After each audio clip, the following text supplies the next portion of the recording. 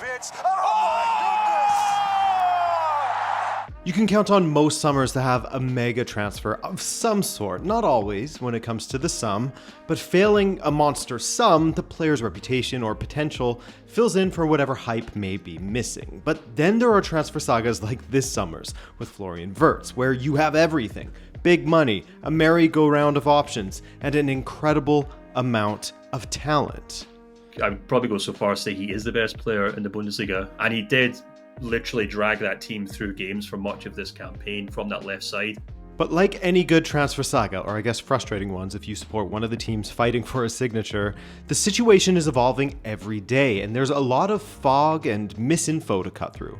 So to sort through it all, we have Stefan Biankowski, the lead content manager for Transfermarkt UK and the co-host of Gegenpressing, a podcast covering the Bundesliga and German football in English. I've linked to them below. Do check them out, as it's some of the best German football content you can find in English, as well as Stefan's personal account where he posts as well, and can fill us in on Florian Wirtz's ability, strengths, weaknesses, where he's best played, as well as the situation between Liverpool, Real Madrid, Bayern, and a potential renewal and stay at Bayer Leverkusen. In fact, why don't we start there?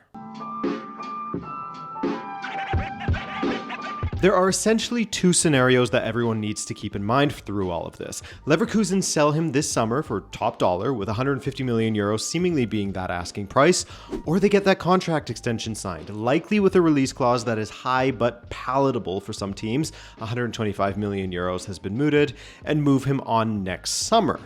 It's worth bearing in mind that the kind of modern economics of European football means that for a club like Leverkusen, they're well aware that there's like 7 or 8 super clubs out there who are probably kind of whispering in Wirtz's ear or his agent's ear and saying, oh, well, if you run down your contract in the final year, we don't have to pay as much. We can maybe add that onto your contract or your sign-on fee. We've obviously seen that a number of times in recent years, obviously with Mbappe, Trent Alexander-Arnold, guys like that. There's obviously one club in Spain that are very, very good at it. I think that all your viewers know who I'm talking about there, and they are a club who've been routinely linked with Florian Wirtz. So that's Leverkusen's main priority, making sure they don't get into a scenario where obviously he leaves for free, which would be a nightmare scenario, but even being sold with 1 year left of his contract, because at that point they no longer have the power on the negotiating table to demand what they want.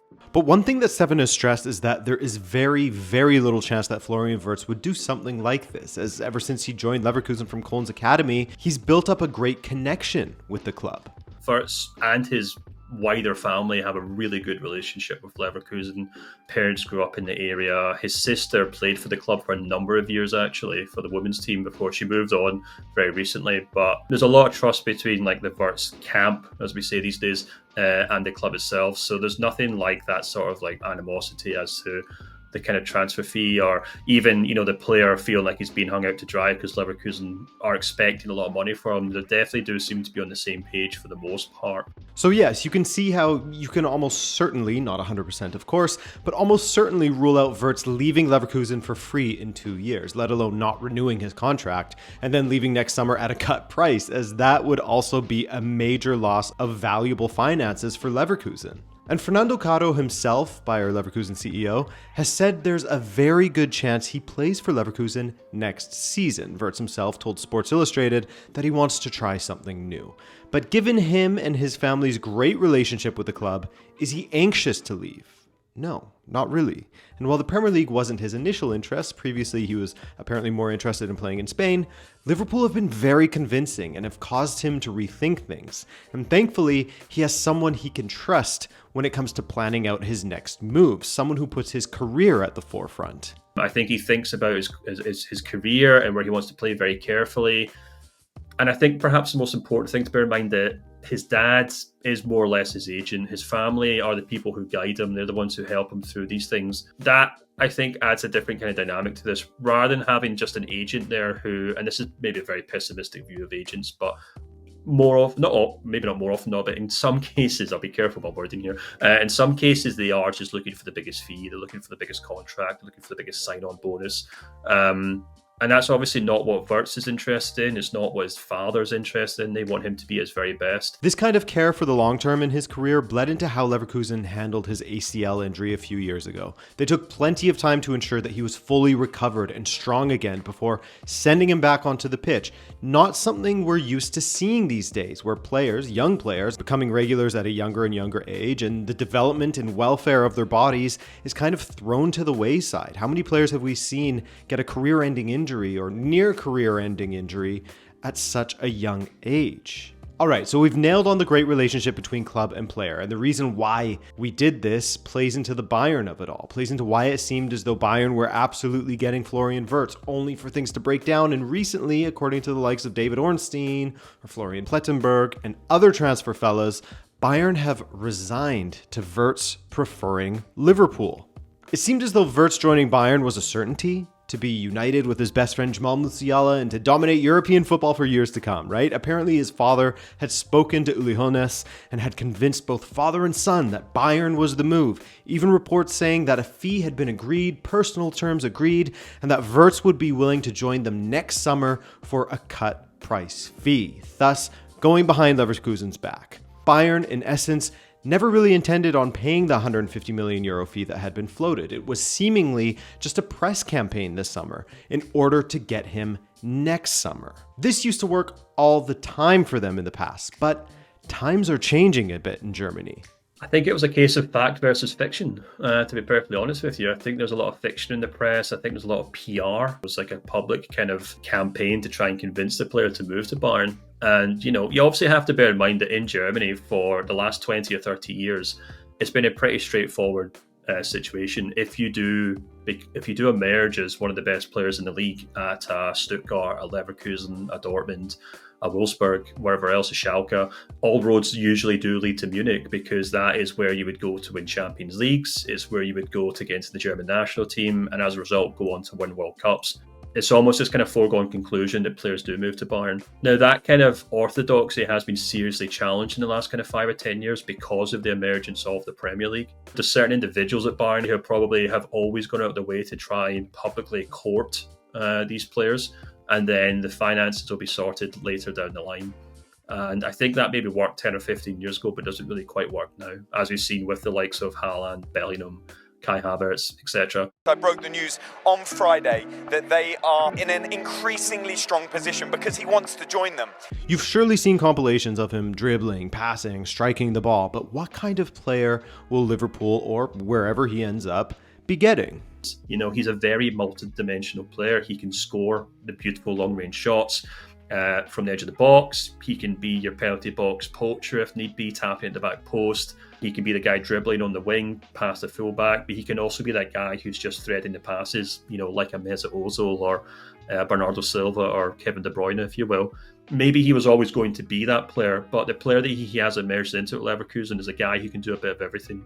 And that's not to say he's a jack of all trades, master of none. I would really say he's a jack of all trades, master of all trades, to be perfectly honest with you. He can score the goals, he can set up the goals, he can do just a bit of everything.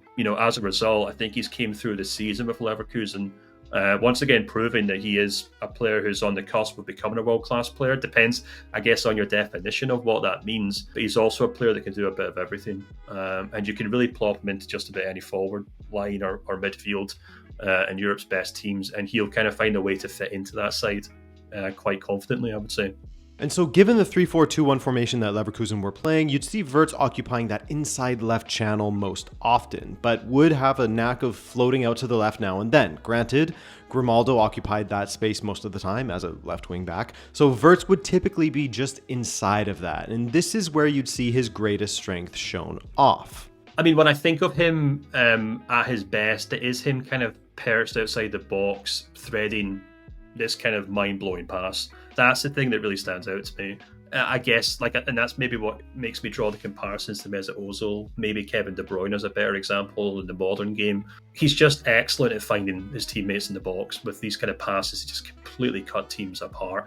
Dare I say, maybe a bit like Messi in the way that Messi could find those passes. I know it's kind of sacrilege to draw comparisons to Messi with these players, but that's the kind of jaw-dropping ability to kind of cut teams up that is what I think is what makes him such a special player. Now, before anyone starts smashing their keyboard due to a Messi comparison, do note that Stefan was only, of course, speaking about his ridiculous ability to play a pass that nobody sees or thought was possible. Not the all-round package of Messi, of course. Don't worry. So let's kill two birds with one stone here. I next asked Stefan about Wirtz's potential weaknesses, as well as how he could see him fitting into a team like Liverpool. He does need the ball. He needs to hog the ball. He has to be in control of the ball. I would worry for him if he was to move to a club that already has that kind of established playmaker, and he doesn't get on the ball as much. So, at Liverpool, I'd maybe be wary of seeing how he fits in with, obviously, Mohamed Salah, who's the main man there. But not only the main man, but is also on the opposite end of the pitch. And we've kind of seen for a number of years now at Liverpool, you have to be a real kind of workman-like left winger or striker and find a way to fit into Salah's system to kind of thrive at Liverpool. And I do kind of wonder how Wirtz would fit into that. He's just so used to being the linchpin of that Leverkusen team. Everything flows through him. Every single pass up the pitch goes to him. Everyone's looking to see where he is. But that's a part of him growing up. That's a part of him, maybe that's the next chapter, the next step he has to make. He has to make that step into a team full of superstars and find a way for that to work. And I'm confident that he can, but that would be an interesting kind of hurdle that I'm looking forward to seeing how he gets over it. So while we can't say that Liverpool is absolutely his next destination, we have laid out the battlefield a bit here. He's either sold this summer or he renews, likely with a release clause, and people need to not downplay that option, by the way, despite Liverpool seeming more likely in this moment. Like Stefan said, like you probably know already, things can change quickly, and until that kit's being held up by Wirtz, nothing is off of the table. And surely, with what Stefan has said about his ability, with what you've seen, there can be no doubt just how important of a signing he could be for his next club. A stunning player to watch, a player who can elevate an entire team on his own, and potentially one of the best players of this generation, should health and this trajectory continue. Which of course we hope those knees are doing okay. Guys, round of applause for Stefan for joining me today. Invaluable knowledge. Be sure to check out his links below. And of course, I'm sure you recognize the podcast he is a part of, as we had his co-host Manuel Witt on recently to talk about Müller leaving Bayern, right? Great guys over there at Gegenpressing. Anyway, thank you for watching and allowing me to do this for a living. Indebted to you guys. And I'll see you again soon for another video. Later.